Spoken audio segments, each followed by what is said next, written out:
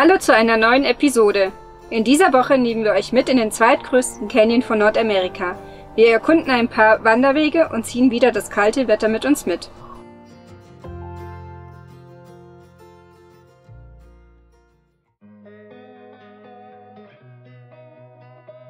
Das ist Rio, unser Findelhund aus Griechenland, und wir sind Sarah und Tobi. Zusammen bereisen wir die Welt in unserem Oldtimer. Ob viele an ihm gezweifelt haben? Ja, definitiv. Aber das hält uns nicht auf und so entdecken wir die Welt zu viert und leben unseren Traum.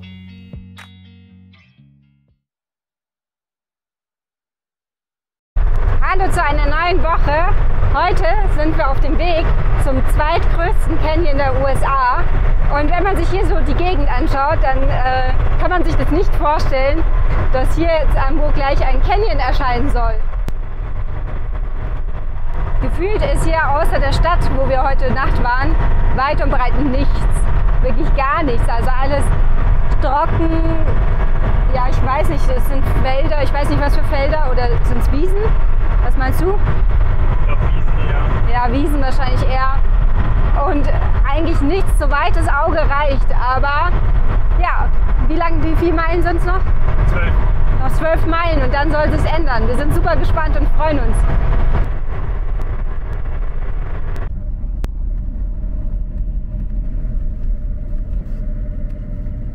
Das ist so krass. Also der Park kostet $8 pro Person Eintritt und ist frei. Und wir mussten jetzt einen Campground buchen, weil wir gerne morgen auch noch hier sein möchten. Es gab aber nur noch den mit Elektrizität und Wasser, was wir eigentlich ja gar nicht brauchen, aber ist egal. Der kostet auch nochmal $26, weil sonst müsste man wieder rausfahren. Hier vor ist ein Campground für $15. Da müsste man aber nächsten Tag aber wieder jemals die $8 Eintritt für pro Nase zahlen. Ja, ist schon krass hier, muss ich schon sagen. Aber gut, ich denke, dass es sich auf jeden Fall lohnt und wir freuen uns riesig, das jetzt zu machen. Dafür ist es dann wert und ja, mal schauen, wie es hier so weitergeht. Aber jetzt sind wir echt, wir freuen uns auf die Wanderung. Wir haben gelesen, dass es hier Vogelspinnen gibt, auf die freue ich mich jetzt nicht so, muss ich sagen. Und auch wegen den Schlangen und so müssen wir hier auch echt aufpassen auf Rio. Also Hunde sind erlaubt an der Leine. Und ich denke, einer wird sich komplett auf ihn konzentrieren. Und dann werden wir abwechselnd fotografieren, ein bisschen filmen und ja, den Tag hier einfach genießen. Und ja, die Vorfreude steigt im zweitgrößten Canyon der USA. Und? Die gute Frau war etwas überfordert mit einer deutschen Adresse und Oh. der deutschen Telefonnummer. Aber das hat jetzt alles geklappt. Hat $42 jetzt gekostet, Eintritt und eine Übernachtung. Ja, Und 42, ja, $16 Eintritt und 26 die Campsite. Die einzige, die noch frei war. Leider mit Strom, obwohl wir es nicht brauchen. Das habe ich auch gesagt, ja. Das tun wir gleich hier vorne. Rio. Und wir haben hier eine Rio. Und wir haben jetzt hier einmal eine Karte bekommen mit unserem Stellplatz gleich am Anfang. Super. Hier ist ein sehr steiler Hügel. Hat sie gesagt, oder ja, was? und hier ist ein Aussichtspunkt. Ich denke, da fahren wir zuerst hin beim Visitor Center. Da kann man in den Canyon anscheinend reinschauen. Okay. Und dann haben wir noch eine Hiking Map bekommen, wo die ganzen Wanderungen drin sind. Super. Wo wir heute wahrscheinlich einiges machen. Der einzige Nachteil ist, dass die Leute, die auf unserem Stellplatz sind, die sind noch bis nun da. Das heißt, wenn der noch besetzt ist, sollen wir uns einfach irgendwo anders hinstellen und dann können wir im Laufe des Tages uns auf unseren Platz stellen. Ja gut, aber das passt ja, wir haben ja alles an Bord. Genau. So, dann würde ich sagen, fahren wir in den Canyon.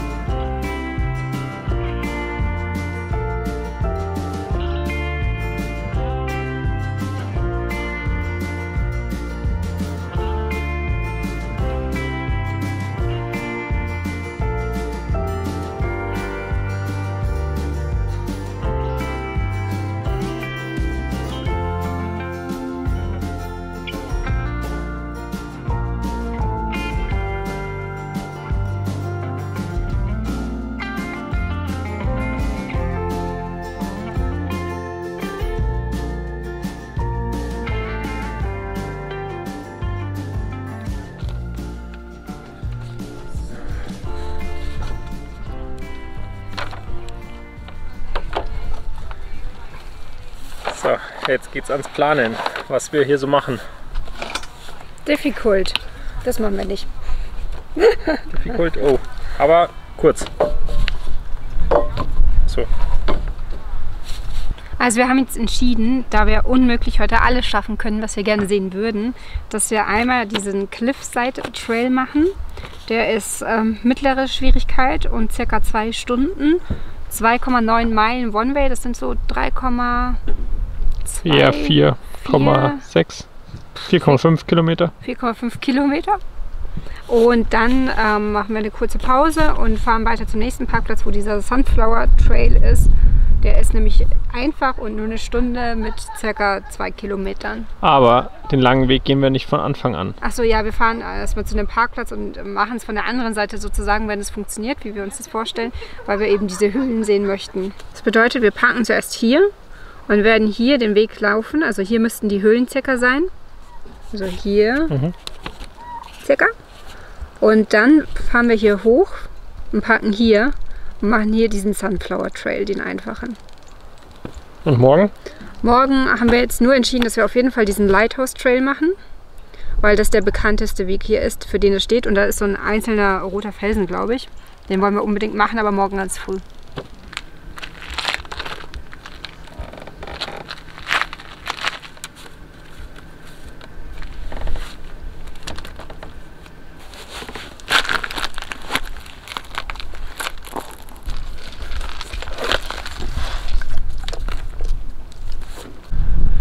Bevor es jetzt zur Wanderung losgeht, habe ich gerade noch was sehr Blödes festgestellt. Und zwar habe ich vergessen, gestern nach dem Wasser auffüllen den Deckel drauf zu machen. Und der ist jetzt geschätzte 300 Kilometer weiter im Osten in den USA. Ja, müssen wir noch irgendwas dann drauf machen, damit das zu ist. Das ist echt scheiße. Ich weiß nicht, ob es sowas als Ersatzteil gibt. Ich glaube auch nicht. Das ist echt kacke.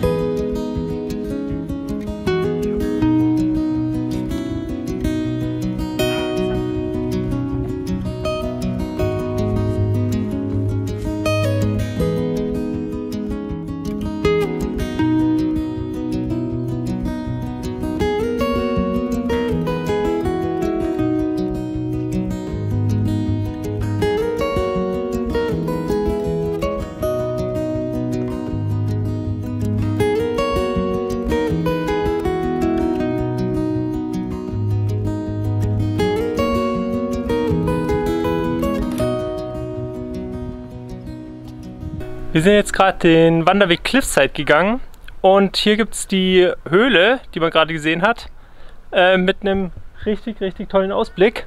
Ja. Und Also für die erste Sehenswürdigkeit in den USA, also naturseitig gesehen, hat sich auf jeden Fall schon rentiert. Atemberaubend schön. Und das ist also der zweittiefste oder zweitgrößte Canyon der USA, nach dem Grand Canyon. Und was wir nicht wussten, da unten kann man auch direkt parken. Was haben wir gemacht? Wir sind hingewandert, aber wir haben schon abgekürzt.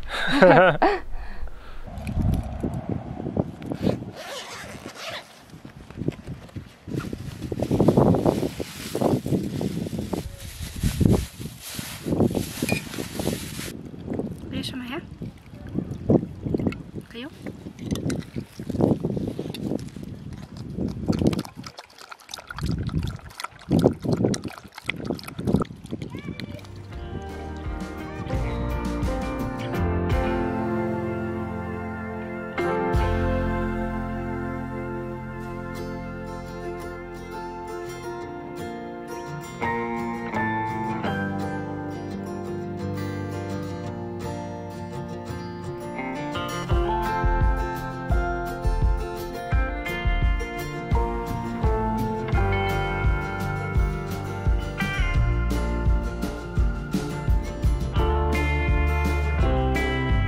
Wir wurden darauf hingewiesen, dass hier eine Bobcat ist. Wir müssen gleich nachschauen, was eine Bobcat ist.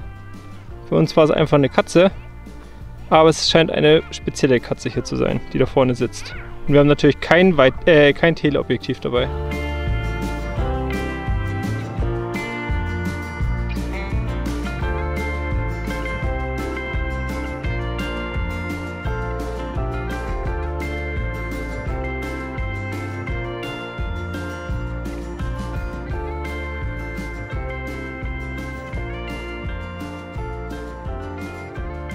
Ich habe jetzt gerade nachgeschaut und zwar handelt es sich um einen Rotluchs. Oh! Ich habe noch nie in meinem Leben einen Luchs gesehen.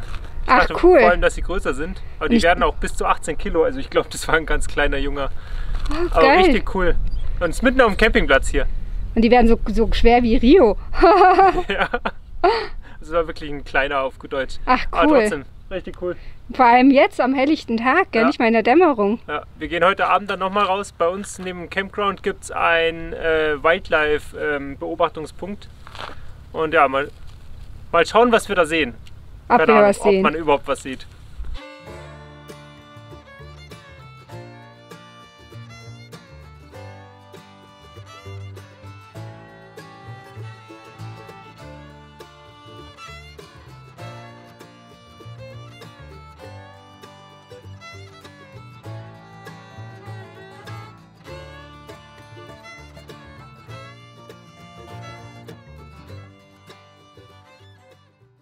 Da hinten sieht man schon den Sven und wir gehen jetzt an der Straße zurück.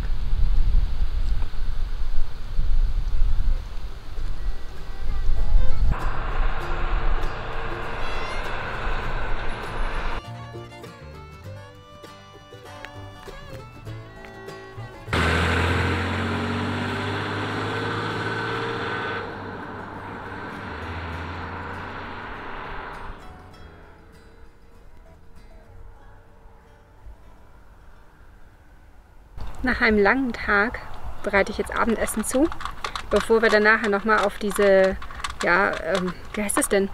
Wildlife-Spotting oder so. Spot hinfahren oder hingehen. Ja, meine Fingernägel übrigens gehen nicht sauber, weil ich heute am Auto gearbeitet habe, nur so als Info. Deswegen schaut es nicht so ganz so schön aus. Und ja, es gibt heute jetzt Salat, dann haben wir Mozzarella-Sticks geholt und zu den Restnudeln kochen wir einfach noch ein bisschen Reis dazu und dann lassen wir es uns nachher schmecken. Sie ist sich gerade so fein zu nah zu zeigen. Ja, das schaut schlimm aus. Das schaut wirklich schlimm aus. Das schaut echt unappetitlich aus, aber Seife, Spüli bringt nichts. Was wir hier auch haben, ist eine warme Dusche. Das heißt, wir duschen nachher. Die letzte warme Dusche hatten wir in Deutschland. Hier gab es nur kalte von uns. Ja, da freue ich mich auch noch drauf. Aber das machen wir erst, wenn es dunkel ist, weil uns läuft hier echt die Zeit davon.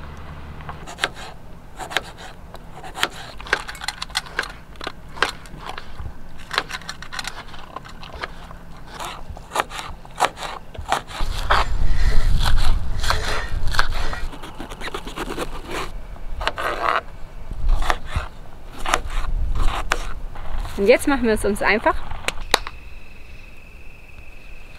Mozzarella-Sticks, Reis mit dem Rest Nudeln und der Salat mit deutschen Kräutern. Bon Appetit! Guten Appetit!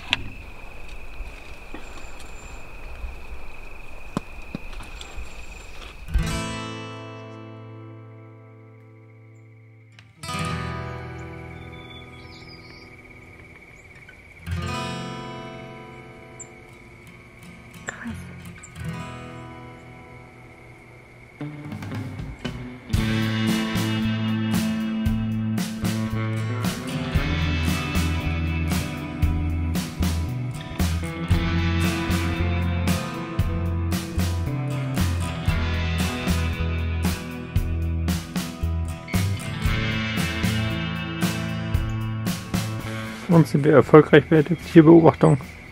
Es sind nur Vögel. Wir dachten, es ist allgemein so, dass man in so die Schlucht vielleicht reinschauen kann. Aber ja, wir sind erfolgreich. Es sind echt viele verschiedene. Weil wir glauben, dass sie angefüttert werden. Ja.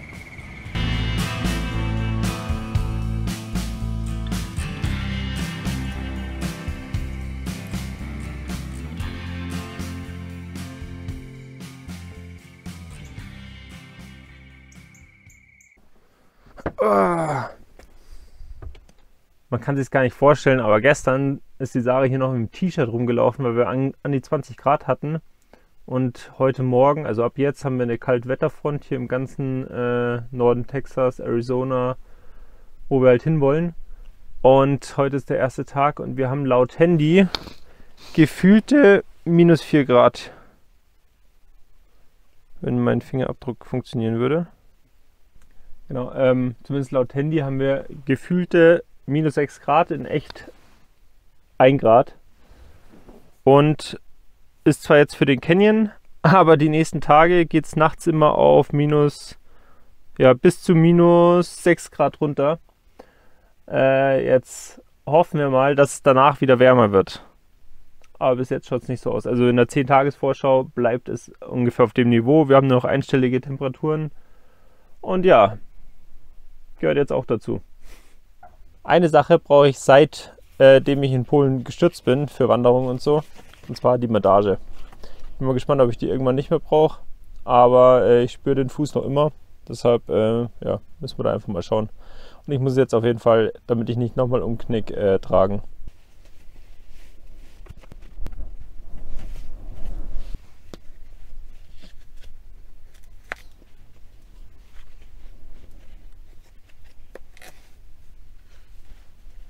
Und so wie es ausschaut, haben wir Glück und es ist nicht nur stark bewölkt, weil von da, wo die Sonne kommt, jetzt hat mir Rio gerade den Knochen auf den Schoß geschmissen, ist auf jeden Fall auch blauer Himmel.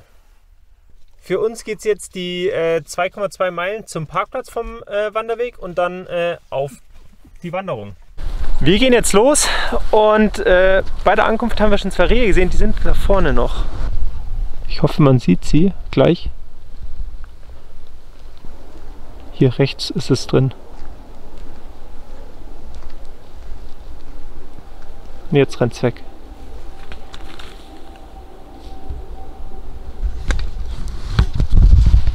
So, fängt auf jeden Fall schon vielversprechend an. Wir haben sie gerade beim Ankommen gesehen und da sind sie vom Auto weggegangen. Also sie waren direkt am Parkplatz. Und wir werden jetzt irgendwo dahinter gehen zum Leuchtturm. Also es ist so ein Fels, der alleine recht markant dasteht und ist, wie wir gestern glaube ich schon gesagt haben, die bekannteste Wanderung oder die Attraktion hier in dem Park. Es ist so kalt. Boah.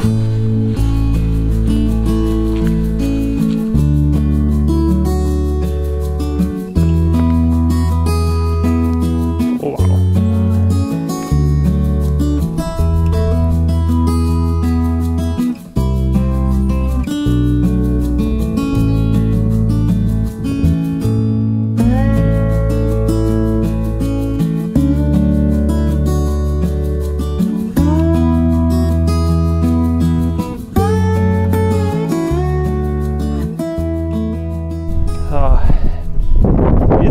wieder auf dem Rückweg, weil uns zu kalt ist, beziehungsweise Sarah friert wie so ein Zitteraal.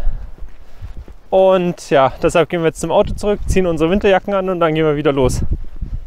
Es wird heute maximal 4 oder 5 Grad und wir dachten, der Zwiebellook reicht, aber ja, der Wind macht es erheblich kälter, als es ist.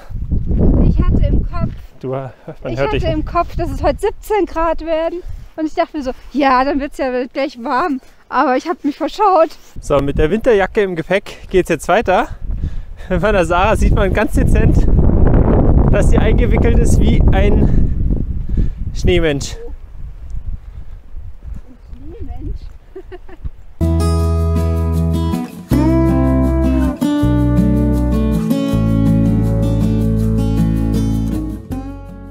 Der Palo Duro Canyon wird auch als der Grand Canyon von Texas bezeichnet. Es handelt sich um den zweitgrößten Canyon Nordamerikas. Mit einer Länge von 193 Kilometern und einer Tiefe von 183 bis 244 Metern. 1933 bis 1937 wurden 7 Kompanien von jungen Männern und Militärveteranen in den Canyon entsendet, um Straßenzugang zum Boden des Canyons zu erschließen und ebenfalls das Besucherzentrum und Hütten zu bauen. Offiziell eröffnete der Park am 4. Juli 1934. In diesem State Park ist eine große Anzahl von Wildtieren beheimatet. Darunter zählen Maultierhirsche, wilde Truthähne, Rotluchse, Waschbären und viele weitere. Zu einer beliebten Aktivität im Park zählt die Vogelbeobachtung.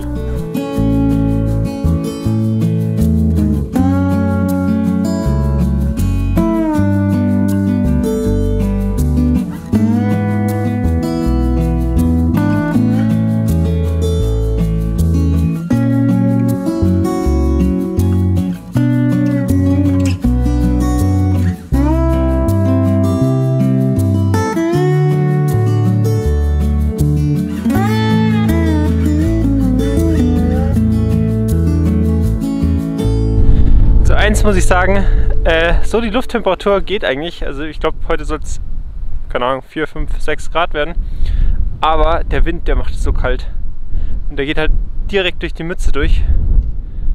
Naja, aber dafür haben wir nicht das bewölkte Wetter, das vorhergesagt ist. Und jetzt geht's weiter, geschützt vom Wind.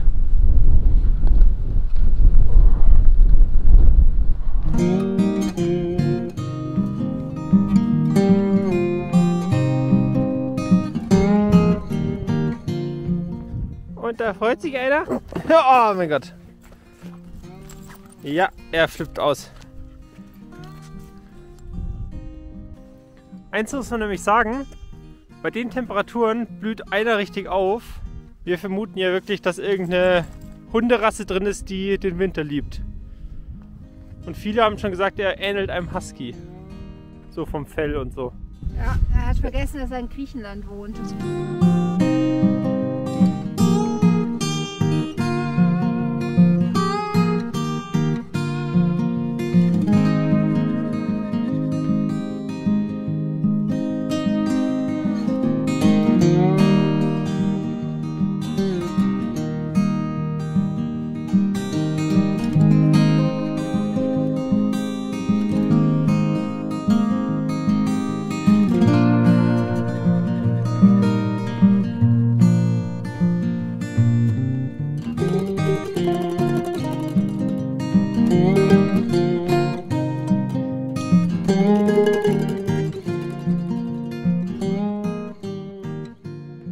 So, wir haben das Gefühl, dass wir nicht näher kommen und laut Marker haben wir noch, wie viel sind es? 0,9 Meilen, also 1400 Meter und wir gehen dauernd in Schlangenlinien auf das Ziel zu, aber gefühlt kommt man eben nicht näher.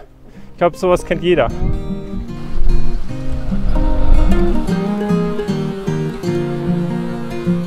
Wir haben unser Ziel erspäht und zwar da.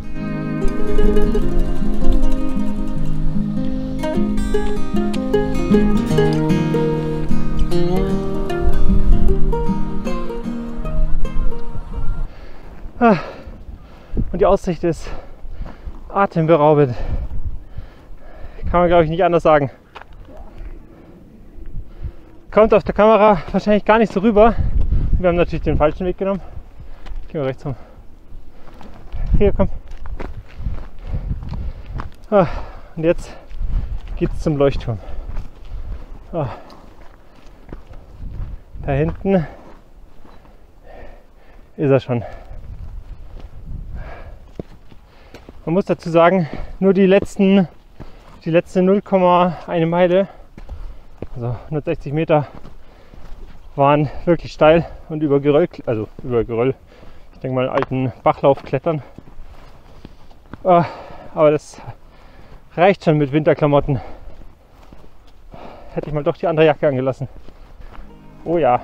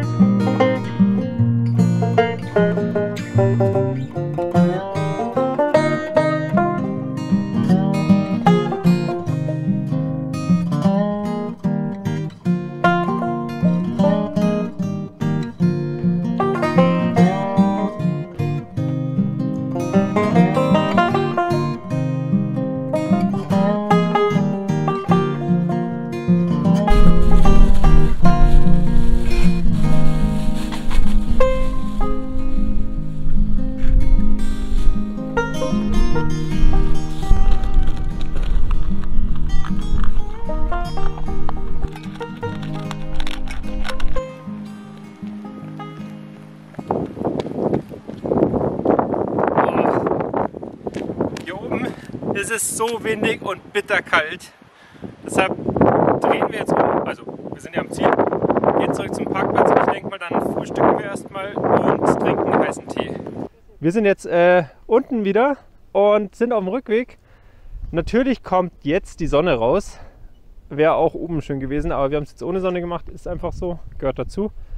Und das letzte Stück, das wir gegangen sind, war richtig steil und mit großen Felsen zum Klettern, mehr oder weniger.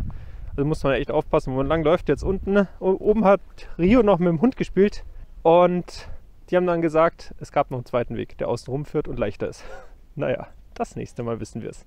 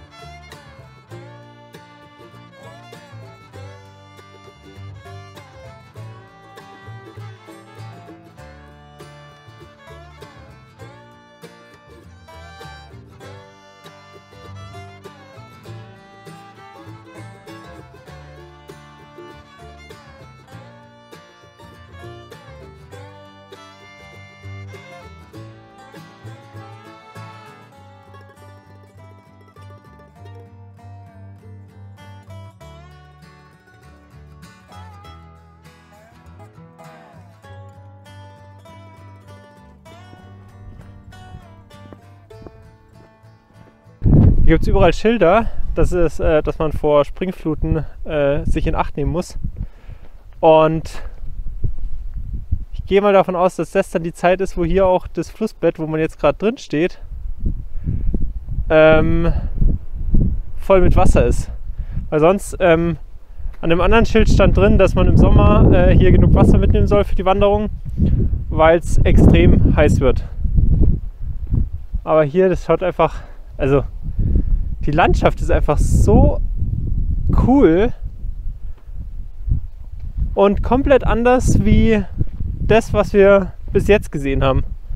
Weil davor war alles Farmland. Gerade in Texas war es dann sehr flach und wir hatten extrem starken Gegenwind und haben extrem viel Sprit verbraucht an dem Tag.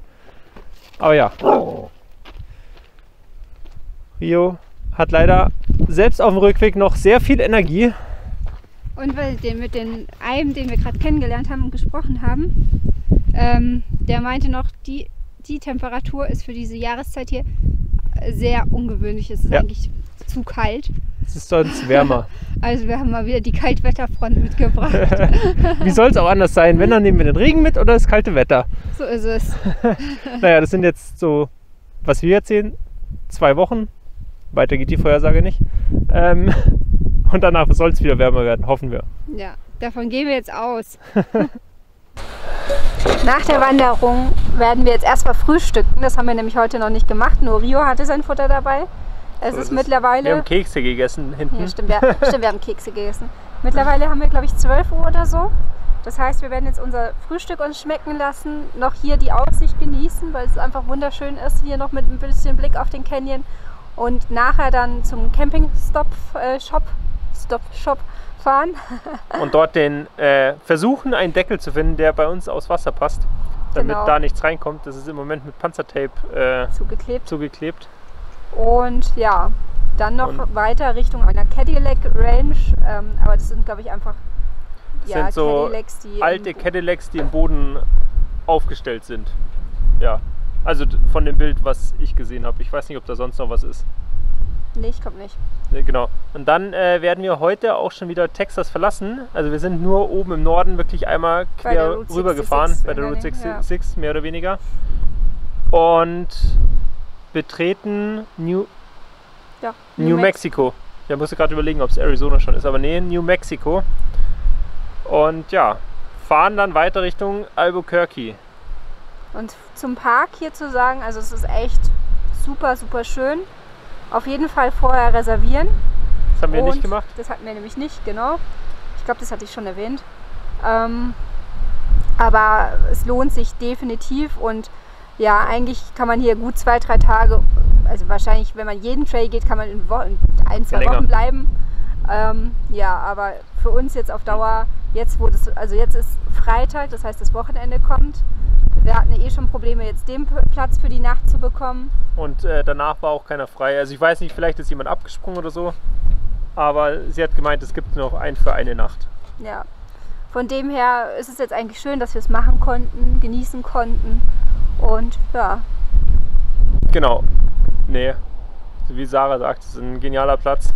Ja, es ist wunderschön. Und wir haben keine Vogelspinne gesehen, das hatte ich ja erwähnt. Wir haben keine gesehen. Und auch keine Schlange. Weil es wahrscheinlich zu kalt ist. Die Kälte hat doch was Gutes. Wenn du jetzt wissen willst, wie es bei uns in New Mexico weitergeht, dann freuen wir uns, wenn du unseren Kanal abonnierst und uns auf der weiteren Reise begleitest. Bis zum nächsten Mal. Bis zum nächsten Mal.